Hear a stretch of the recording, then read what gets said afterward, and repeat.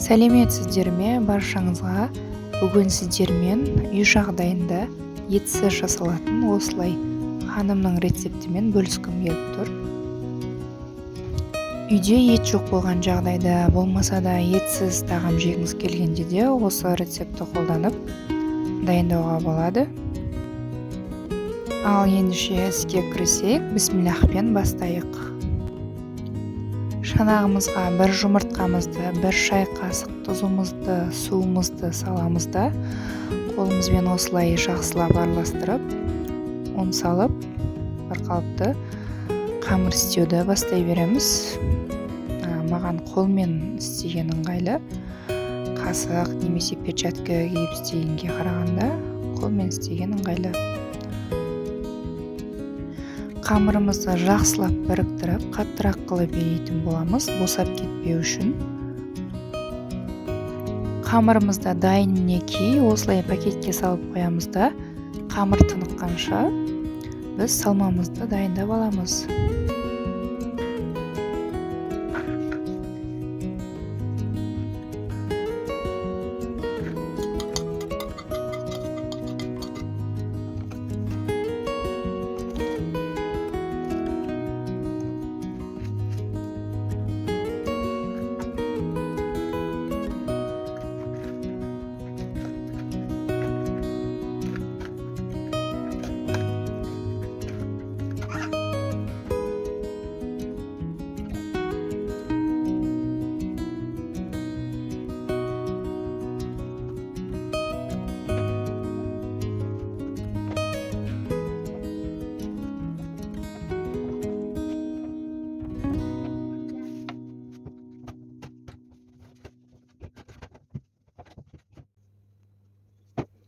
Қамырымызды жайып болғасын осылай сұйық май қойып, бір қалыпты майлап аламыз қамырымыздың бетіні.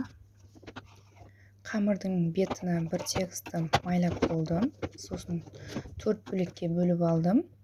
Қалесеңіздер 2 бөлікке бөлсеңіздер болады, әркім өз қалауына қарай. Салмамызды салдым, бір тегіс қылып жайып шығамын.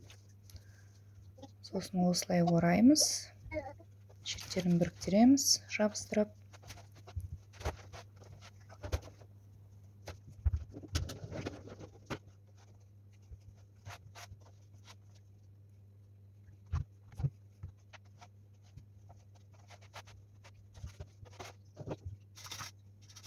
Мотоваркамыздың иісін жақсылап майлап алып, ханымдарымызды салып, пісіріп алатын боламыз.